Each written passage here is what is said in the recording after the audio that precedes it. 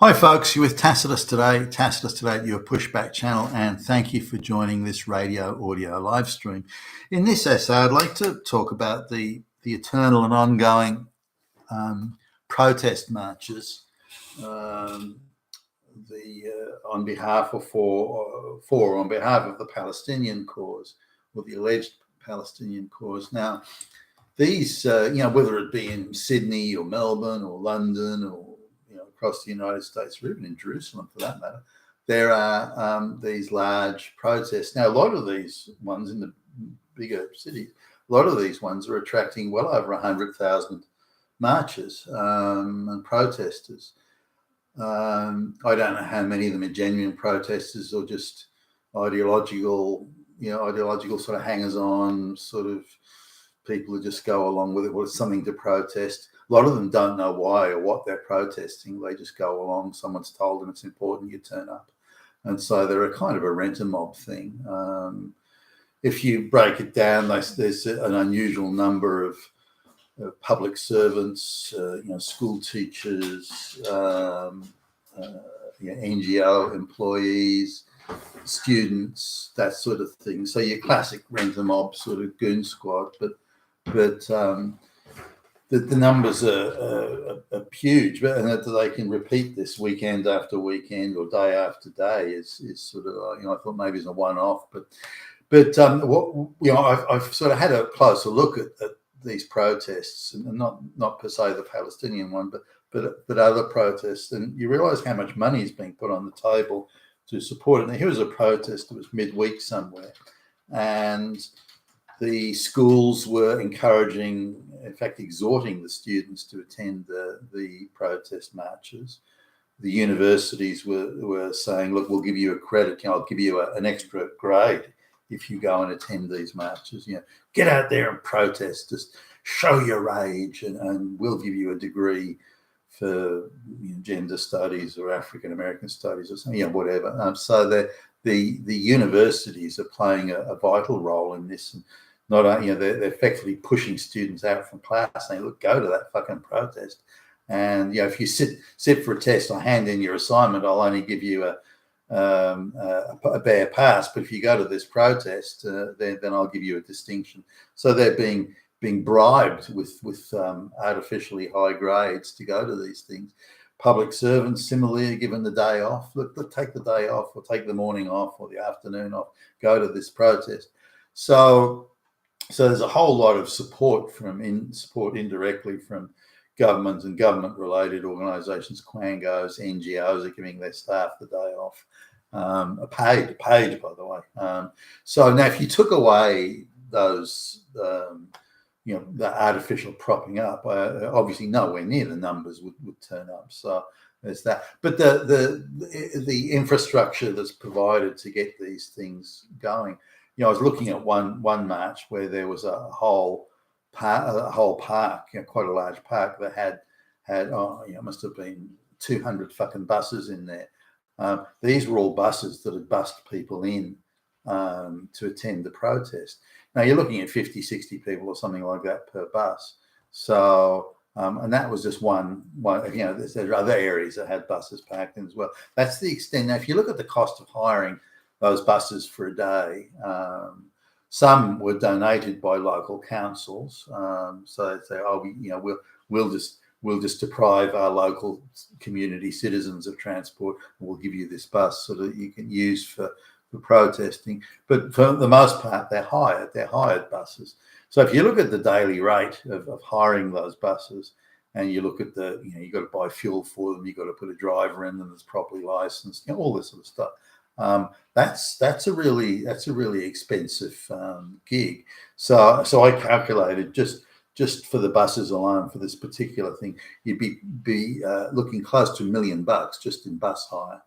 Now, that's a lot of money. Again, and so you bring these people in to attend them. Then someone's printing up the placards and the bullhorns. The people who are saying, teach, especially young girls like this, you do a little dance and you have a slogan at the end. That appeals to them. So Those are probably volunteers, but nonetheless, a lot of them, not all, are NGO employees, and they're being paid to be there. So they're receiving a pay. Now I don't know how many NGO, but the ratio of NGO employees to just flunky fellow travellers, I get the impression is around 10%. So that means 10,000 people are there on salary or on pay, on wages. Out of 100,000, let's assume a notional 100,000 here. Now, on top of that, there are NGO vehicles that go around, and particularly in the warmer days when these things occur, and they go around with fruit and bottles of water that are kept chilled and this sort of thing. So they've got all the ice and the storage there. So they go around delivering food and drink. Now, those food and drink things are bought commercially, so there's the cost of running the vehicle, and there's the cost of buying the ice to keep it all keep the drinks chilled on a hot day, and of course the fruit and sandwiches and things like that. So now, if you look at the amount of those cars that are going around, again the ratio for the crowd and the cost of buying, you're pushing $250,000 for that whole thing for the day. So then you look at things like hiring the portable toilets and someone's sort of mapped it out, printed a map. So this is the route, they're all handed out. Now that's, as I understand, that's all done on government. So the government effectively is subsidizing it by paying for the printers and the ink and the time and so on. The public servants are producing all this. Some of it's done by NGOs, but they're claiming to be charities, but really they're not. They're radical activist groups that are artificially claiming that they're charities and receiving tax deductions or tax benefits rather for that. So you look at 100,000 people turning up and all the infrastructure and facilities that are needed, the people there who are there being paid and all that sort of stuff. And you could be looking at a couple of $1 million, if not more. So now if you look at the amount of cities that had those large crowds, supposedly pro-Palestinian in purpose, and you look at, and then you look at the cost of it, there's someone who's footing a bill for every weekend of somewhere between 35 and 45 million US dollars for the whole thing. Now that's not chump change. Where is that money coming from exactly? Who's paying for all this? Now, Western governments can say, look at those truck drivers that are protesting COVID or this, that, next thing. Let's freeze their bank accounts. Let's get the banks to go after them. Let's do this. Let's do that. Let's arrest them arbitrarily. Let's drag them into kangaroo courts and let's get those motherfuckers. So very, very concerted, very high-handed, very illegal action by a government that's determined not to be defied. We're not going to be defied by those fucking Nazis. But when it comes to this and the disruption it causes these Palestinian made, suddenly the government is impotent. They're powerless to stop. There's nothing we can do. We just can't stop it. The freedom of speech. And well, why doesn't that freedom of speech apply to people that opposed COVID or other measures why does that freedom of speech is very selectively applied? Why do these people who have a very questionable cause, why do they have freedom of speech, but people who have a very legitimate cause, they suddenly have no freedom of speech, and you've got to use the banking system and everything to go after them? I mean, like, wow. So this is something to be considered. Why are these people allowed to, and the same could be said for the climate change folks. Now, I've looked at the cases where, in some of the chants and the signs and the claims, some of the utterances here transgress just about every hate speech law that you can imagine. But the government, for some reason, doesn't seem interested in prosecuting them. In a few, and there's not many, a bit like climate change, the government seems very reluctant to go after the climate change protesters. Unlike, a straight white male who's protesting globalization or mass migration, throw the book at the motherfucker. You get that motherfucker and you fucking put him in prison. But these people, it's a very kid gloves approach. The police are very reluctant to arrest them. The Department of Prosecutions is very reluctant to prosecute.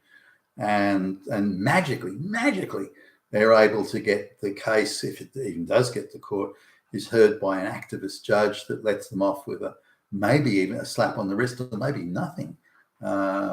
Just isn't interested in the case at all. Maybe gives them a little bit of a finger wag and then lets them go.